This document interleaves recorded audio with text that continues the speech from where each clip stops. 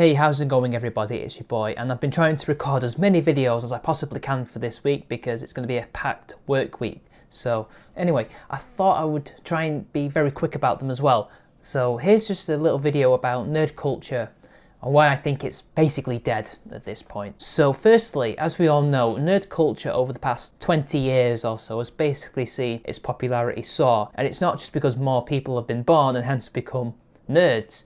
It really has entered the mainstream with sitcoms like The Big Bang Theory, Star Trek, Star Wars, you name it, Farscape, Stargate, all becoming mainstream hits. The novels are coming out of the sci-fi community have become films and have skyrocketed in popularity as well. We have seen loads of things from nerd culture become popular, especially video games. Video games have become the biggest entertainment medium on the planet bar none, and that is, without a doubt, because of nerd culture, because of its associations with said culture, and the fact that, you know, we nerds, geeks, whatever you want to call us, play them, and thus show them to normies, and the normies buy it. But unfortunately, with that growing popularity means new people who aren't nerds, who aren't geeks, enter the community, they enter the culture, and they begin to change it. These could be normies who actually aren't geeks, they pretend to be, they think they're geeky or nerdy, they just want to experience it. They want to point and laugh and look at all the silly people in their cosplay, but they don't like the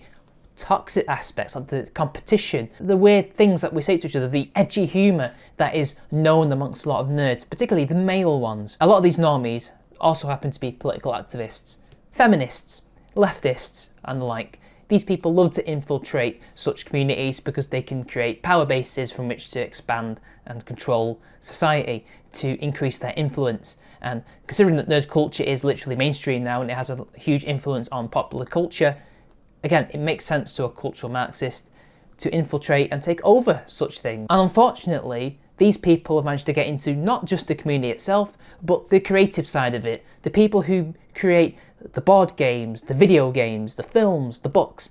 Again, there's been scandal after scandal. There was Gamergate, and then concurrently there was The Sad Puppies, which was to do with the Hugo Awards and science fiction, literature, things like that. Then there was Comicsgate, which is, as you can probably guess by the name, was to do with comic books and the SJW infiltration there, and how basically the whole of DC and Marvel and some other big comic book companies have basically become infested with SJW writers and artists, and the quality has deteriorated. Not only that, we can see it on the BBC, American companies like Paramount, CBS, things like that, Star Trek, Star Wars in regards to Disney and Lucasfilm have also been infested with SJWs and infiltrated, and the quality has also deteriorated there. These people have took over the things that we helped build up, that we helped create, and they're trying to cast it into their own image to attack us, society at large, and basically to create their own soft power and to influence society. If you think that sounds like conspiracy theory, go ahead, but they literally say that's what they want to do. And all of this has contributed to the death of nerd culture, because now it seems to me like the real nerds and geeks have been set aside, we have been ignored, we have been pushed away, we have been ostracised in favour of normies, people who aren't even part of the community, and SJWs basically. The companies that once would have catered to us, you know, we're the 20% of the audience that makes the most of their money. It's the 80-20 rule. 80% of the people aren't your audience, they only generate a slight amount of profit. They're ignoring us in favour of them, and it's killing the creativity, it's killing the vibrancy, and it is killing the community. We no longer can go around our circles and talk the way we want to talk, to communicate in the way we want to communicate, to do the things we want to do, because there's a lot of tone policing, behaviour policing, because these SJWs have infiltrated the higher echelons of the community, and they're dictating to us what we can and cannot do. Booth babes are getting shut down, or the SJW booth babes are trying to create these crazy rules about how to interact with these people, which is just on the one hand hypocritical, and on the other silly. Most people are not going to sexually harass you, they're not going to say things that are going to be rude or inappropriate. And by the way, if they do say things like that, you do know that most nerds and geeks are probably autistic and don't know what they're saying is actually inappropriate. You need to explain that to them in a calm, empathetic manner, and we'll be fine. But no, you can't do that. You have to shame these people, call them rapists and misogynists, when they're actually not. Nerd media has just deteriorated completely. The quality is just not there. Spider-Man, Batman, all the classics have been taken over and ruined. Doctor Who is one of them. The SJWs finally finished their infiltration and takeover, and what do we get? The last 2 seasons, absolute rubbish, to the point they have destroyed the Doctor as a character in the most recent finale to give a finger to the audience, basically. That's what they've done. There is nothing new that's been created that can be cherished for future generations. It seems to me that everything needs to be deconstructed, everything needs to be recreated, to be recast in a new leftist image, rather than just to be left alone. It's its own canon, it's our own modern myths. These things are being taken over, repackaged, and then destroyed because nobody wants them in that way. They're going woke and going broke, as the saying goes. But it's not about the money, guys. It's never been about the money with these people. It's always been about the psychic profits, about how good it makes them feel, and about control. They're showing us, look, we can take over your properties, the properties that you helped build up, that you may even have created, and we're going to change it into our own image. You can do nothing about it, and the damage will already be done. The Last Jedi is a prime example of that. Rian Johnson has recently come out and said he never particularly liked Star Wars. He's just wanted to do his own thing and ruin it for everybody. That's basically what he was saying. And look what happened. The Last Jedi destroyed Luke as a character, destroyed elements of the universe, and tried to create something new and bastardized. And it destroyed the fan base. It split it completely down the middle. There is no new ideas coming out of Hollywood.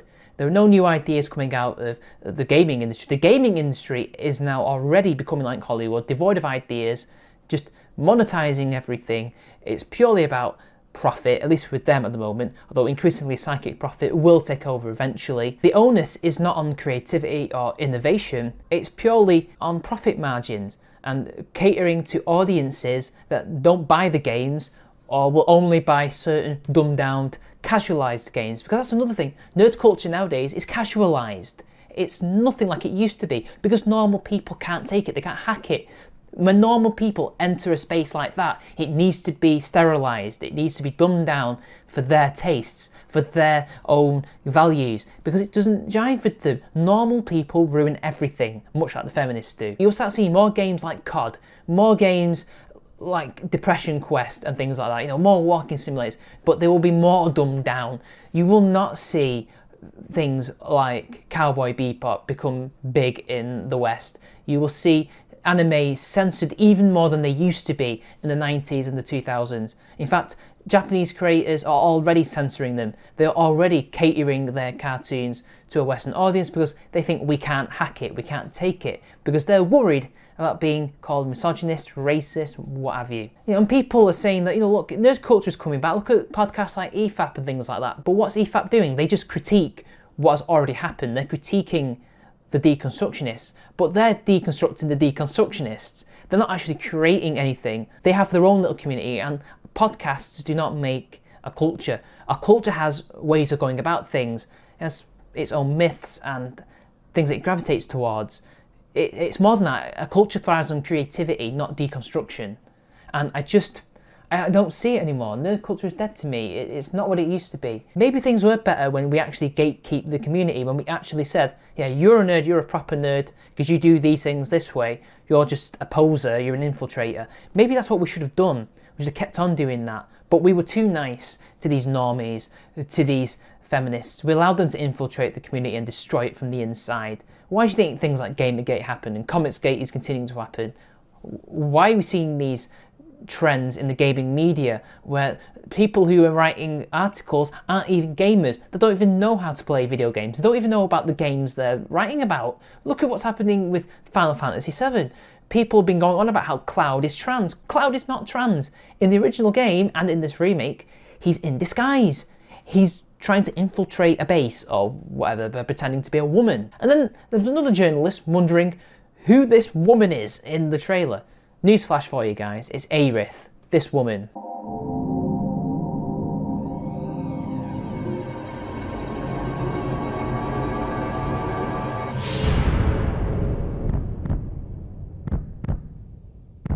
Ooh, is that a spoiler? And then obviously they can't even play games. Look at Dean Takahashi. He's been a games journalist apparently for 20 odd years, yet he can't even get past the tutorial level of Cuphead. Now yes, Cuphead is a very hard game, but it's the tutorial level. It's not meant to be hard. He was doing things that I would pick up in a second. How to jump over a thing, how to run past something.